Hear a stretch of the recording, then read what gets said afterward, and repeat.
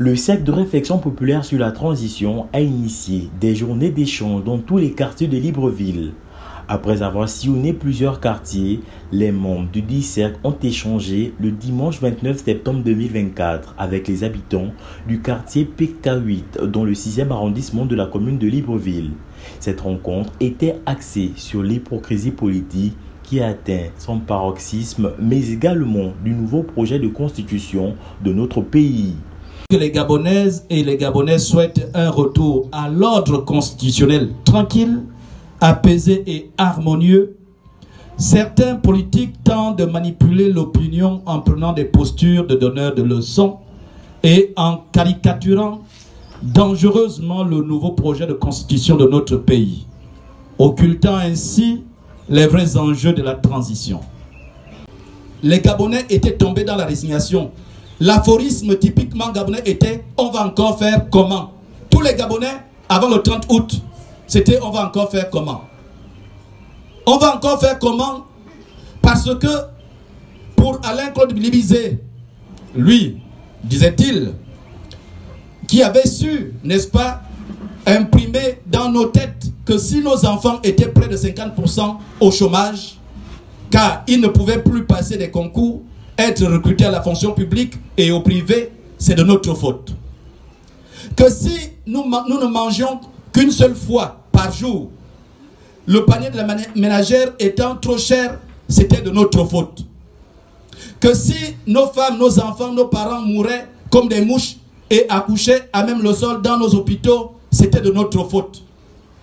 Il disait que si Lee White était devenu ministre de la République, au compte même de la province de Goué-Vindo, c'était de notre faute.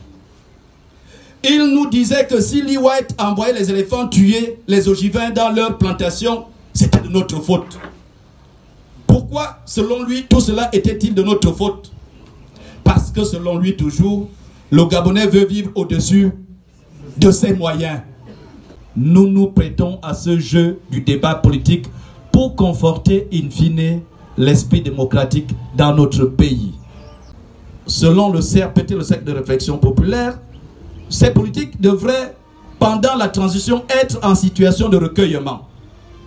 En principe, quand vous savez que vous avez mal fait les choses, vous devez vous taire et rester en situation de recueillement. Lors de cette rencontre, le coordinateur du Cercle de réflexion populaire sur la transition est revenu sur les décisions prises par le CTRI sur le choix des personnes de l'ancien système avec qui travailler afin de redorer l'image de notre cher pays, le Gabon. Le CTRI a expliqué cette inclusion dans la mise en place des institutions de la transition, dans l'élaboration de la mise en route du chronogramme de la transition, puisqu'il a consulté toutes les couches sociales de notre pays et les partenaires internationaux pour l'élaborer, dans l'organisation du dialogue national inclusif, dans la mise en place du comité de suivi, dans la formation du Conseil constitutionnel et les travaux houleux divergents de l'Assemblée constituante sont les actes évidents d'une inclusion pouvant justifier la présence de certains pédégistes dans la haute administration. Ce que nous disons ici simplement, c'est de dire que le CTRI, en disant qu'il n'y a plus de majorité, plus d'opposition, a choisi de faire des Gabonais des personnes égales. Nous sommes tous égaux. Il est à retenir que le Cercle de réflexion populaire sur la transition CRPT est une dynamique citoyenne créée pour faire participer les populations dans le processus de transition à travers des propositions et des actions citoyennes. Des débats pour recueillir les ressentis, les apports seront organisés très prochainement sur toute l'étendue du territoire national.